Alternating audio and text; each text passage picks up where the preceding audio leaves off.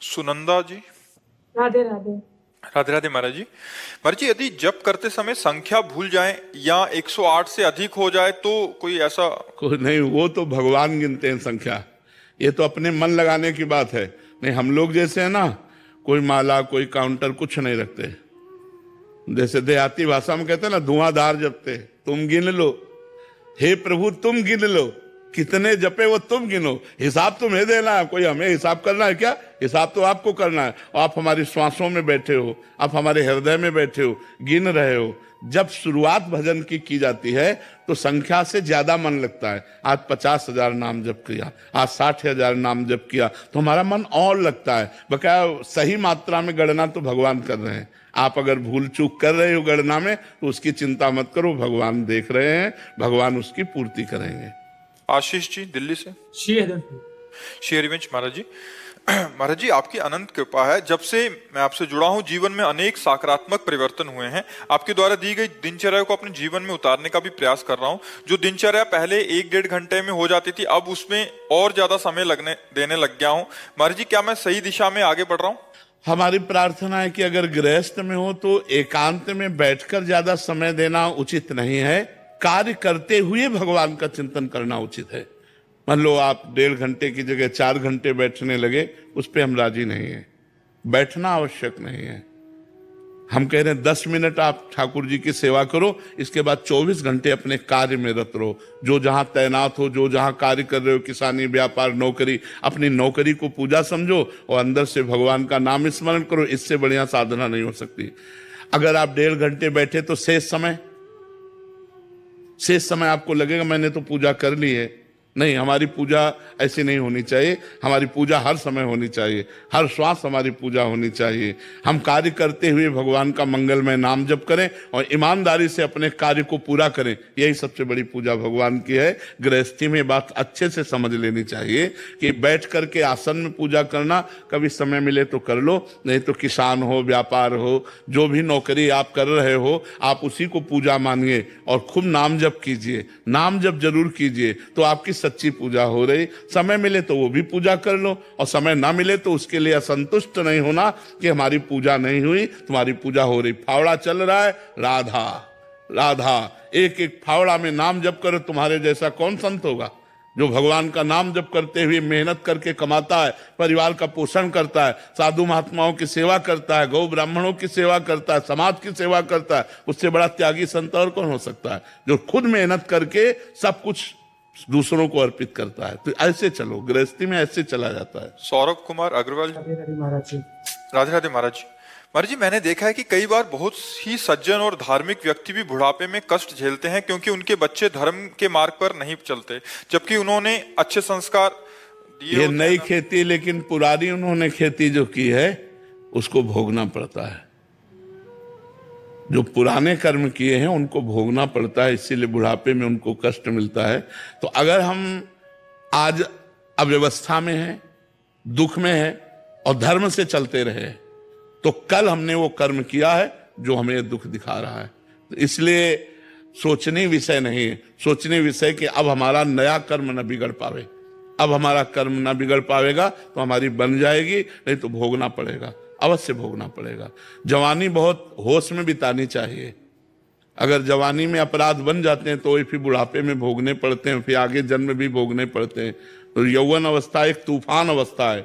इस अवस्था में बढ़िया बन जाए, अपने माता पिता को खूब भगवान की तरह मानकर पूजे, उनको गाली न दे, उनको मारे ना, तो तुम्हारे पुत्र तुमको जरूर पूजेंगे, ये निश्चित बात है। अगर आपने अपने माता पिता के साथ व्यवहार किया गलत, तो फिर आप जब वृद्धावस्था में पहुंचेंगे तो कहीं ना कहीं भगवान बुद्धि वैसी तुम्हारे बच्चों की बदल देंगे, जो दूर होंगे या नजदीक होंगे तो तुम्हें क्लेश देंगे, तुम्हें अशांति प्रदान करेंगे। श्री हरिवंश महाराज जी। महाराज जी, वैसे तो दास आपके बल से आपके ही वचन सुनने का प्रयास करके आपने दुर्गुणों को समाप्त कर रहे हैं, लेकिन जब काम की बात आती है तो बहुत कोशिश के बाद भी काम से प्रयास्त हो जाता हूँ। महाराज जी, आपके वचनों से पता चला कि काम साधक को सबसे आखिर तक परेशान करता था। काम बहुत बड़ा, सबसे बड़ा शत्रु, भगवान ने गीता जी में भी कहा है, सबसे बड़ा शत्रु काम। ये सबको परास्त करता है, सबको रुलाता है। लेकिन राम से बढ़कर काम थोड़ी है। एक चीज ये ध्यान रखिए, उन्हीं का एक पावर है, उन्हीं का पावर है। देखो, जब हम भगवान से विमुख होकर के संसार का चिंतन करते हैं, विषयों का चिंतन करते हैं, तो काम हावी होता है। अगर हमारा चिंतन ना हो तो काम हम पे हावी नहीं हो सकता। बात को, मूल बात को पकड़ो। ध्यायते विषयान पुंसान संगास्ते सूप जायते संगात संजायते कामा। काम कब उत्पन्न होता है? जब हम विषयों का चिंतन करते हैं। हम गलत बात देखते हैं मोबाइल में, हम गलत बच्चों का संग करते हैं, गलत चिंतन करते हैं, तो जब गलत चिंतन करेंगे तो ये काम हावी हो जाएगा। आप गलत बात देखिए मत, गलत बात सुनिए मत, गलत बच्चों का संग मत कीजिए और गलत चिंतन मत होने दीजिए। काम आ जाए तो हमें बताओ। जब हम उसी में घुस जाते हैं, चिंतन में, ऐसे से ऐसा, ऐसे से ऐसा, अब वो छा गया, अब आपको पागल बना देगा। अब आपसे कोई गलती हो जाएगी, चाहे वो स्वयं गलती करो या किसी के संग से गलती करो, अब वो गलती करा देगा। आप पहले पॉइंट पर संभाल सकते हैं, दूसरे पॉइंट पर बहुत कठिन, तीसरे पॉइंट पर नहीं संभाल पाएंगे। जहां मान लो देख के, सुन के या भोगे हुए पूर्व विषय का जहां चिंतन है, आप उसे रोक लो। राधा राधा राधा राधा घबराओ के मार डालेगा ये हमको, कहीं ना कहीं हमें गिराएगा, कहीं ना कहीं हमें फंसाएगा। राधा राधा राधा राधा राधा राधा, वो कहेगा सुनो हमारी बात, वो आपके अंदर पेश करेगा, सीन पेश करेगा, सुख पेश करेगा, बार बार वो जलाएगा, मेरी बात सुनो। वो आपको नहीं सुनना, राधा राधा राधा राधा राधा। और जहां तय हुआ, संकल्प बना, फिर आपकी ताकत नहीं कि आप रोक सके, फिर वो क्रिया हो जाएगी। बाद में भले रो, बाद में भले पश्चाताप करो, वो आपको परेशान। तो ध्यायते विषयान पुंसां संगास्ते सुपजायते संगात संजायते कामः। तीसरी स्थिति में काम अपना प्रभाव डाल देगा। जब विषय स्फुरना होगी तो हम विषय चिंतन करेंगे और विषय संकल्प बनेगा तो विषय क्रिया हो जाएगी। अगर हम बार बार इसीलिए प्रार्थना करते हैं, बचो मोबाइल से, ऐसे दृश्य देखने से बचो जो तुम्हारे चिंतन में आ जाए, गलत चिंतन कर दें। ऐसे संग से बचो जो तुमको ऐसी प्रेरणा दे कि अमुक क्रिया से, अमुक संग से सुख मिलता है, उनके संसर्ग से बचो। चिंतन आपका ठीक बना रहेगा तो आपको काम परास्त नहीं कर पाएगा, और चिंतन बिगड़ गया तो सब बिगड़ गया। चिंतन ही धन है। अगर चिंतन बिगड़ गया तो सर्व बिगड़ गया, समझ लो। चिंतन अगर सही चल रहा है तो अकेले कमरे में बैठो चाहे समाज में बैठो, सुरक्षित हो। और चिंतन गलत चल रहा है तो अकेले कमरे में बैठे हुए भी आप भ्रष्ट हो जाओगे। अपने आप से आप अपने बाप को भ्रष्ट कर लोगे। इसलिए चिंतन संभालो। अनन्यस चिंतयन्तो माम, भगवान कह रहे अनन्य मेरा चिंतन करो, निरंतर मेरा चिंतन करो। चिंतन, अब ये शास्त्रीय बात है, अगर अंदर का चिंतन नहीं संभालोगे तो फिर वो पशुता आ जाएगी और गलत आचरण हो जाएंगे। घनश्याम जी इंदौर से। हाँ, श्री हरिवंश। श्री हरिवंश महाराज जी। महाराज जी, किसे सच्चा भक्त कहा जाए? जो हरदम भगवान का नाम जपे या जो दूसरों की सेवा करे? दोनों काम जो करे, दोनों काम जो करे उसे सच्चा भक्त कहते हैं। जो भगवान का नाम स्मरण करते हुए दूसरों की सेवा करे। केवल भगवान का नाम स्मरण करने का और भिक्षा मांग के खा लेने का एकांतिक अधिकार विरक्त सन्यासी को है। गृहस्थ को चाहिए कि भगवान नाम जप करते हुए समाज की सेवा, व्यापार, नौकरी ये सब करे। केवल व्यापार नौकरी करता, भगवान का स्मरण नहीं करता तो कर्म बंधन से मुक्त नहीं होगा। और केवल नाम जब बैठे बैठे कर रहा है तो परिवार का पोषण नहीं होगा, अपने कर्तव्य का पालन नहीं होगा। तो कर्तव्य का पालन और भगवान का स्मरण एक साथ होना चाहिए। तस्मात् सर्वेषु कालेषु माम निस्मर युद्ध च, भगवान आदेश करते हैं। युद्ध माने कर्तव्य का पालन, और माम निस्मरण मेरा स्मरण। जो नाम जप करते हुए अपने कर्तव्य का पालन करता है वही उत्तम भक्त है, वही उत्तम साधक है। एकांत में बैठकर निरंतर मन को परमात्मा में लगाना, सब कर्मों से निवृत्त हो जाना, ये तो सन्यासी का लक्षण है। लेकिन गृहस्थ का भगवान नाम स्मरण करते हुए अपने धर्म का, अपने कर्तव्य का, अपनी पदवी का पूर्ण रूप से ईमानदारी से पालन करना, ये भक्त का लक्षण है। समझ पा रहे हैं आप? जैसे आप शुरू से साधना में रहिए तो मैं कहना चाह रही हूँ कि कभी आपको भी किसी ने निरुत्साहित किया था कि तुम्हारे बस की बात नहीं, जैसे भजन सबसे डिफिकल्ट चीज है पूरे वर्ल्ड में? ऐसों का संग ही नहीं हुआ, हमारा संग हुआ है सिद्ध महापुरुषों का, जो निरंतर ब्रह्माकार भगवताकार, जिनके देखते ही आग लग जाए कि मैं परमात्मा प्राप्ति कैसे करूं। ऐसा संग ही नहीं हुआ। गंगा किनारे ऐसे लोग थोड़ी मिलते हुआ, तो सिद्धों का गढ़ है, एक से एक भगवत प्राप्त महापुरुषों के दर्शन होते रहे, तो एक नई आग जलती रही कि मैं कैसे इस सिद्धावस्था को प्राप्त करूं, मैं कैसे ब्रह्मबोध प्राप्त करूं, ये लगन लगी रही। ऐसे लोगों का संग ही नहीं हुआ भगवान की कृपा से। मेरा प्रश्न मतलब इसमें ये था कि अब जैसे हमें लोग मिलते बड़े हमारे, तो आप बोलते कि सलाह लेनी जरूरी, कि क्या करना चाहिए? पढ़ाई के विषय में पूछ रहे हैं महाराज जी कि मतलब कोई निरुत्साहित करे, तेरे बस का नहीं है ये बनना।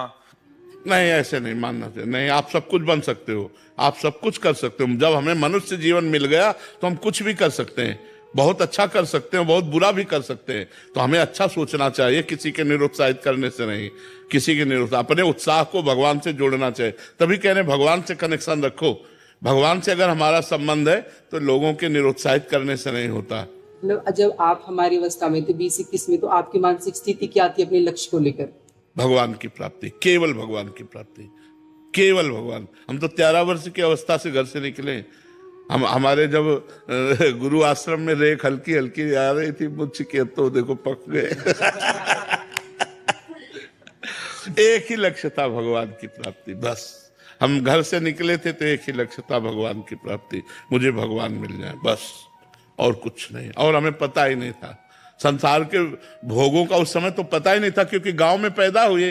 गांव में 15, 16, 17 तक तो, अब तो मतलब 12 वर्ष का बच्चा आपको पढ़ा देगा, क्योंकि मोबाइल रखता है। उस समय मोबाइल की सृष्टि नहीं थी। और 13 वर्ष की अवस्था में बचपन से हमारा अभ्यास था गीता, रामायण, चालीसा, ये सब पढ़ना। तो हमारे दिमाग में एक बात बैठ गई थी कि जीवन का परम लाभ है भगवान की प्राप्ति।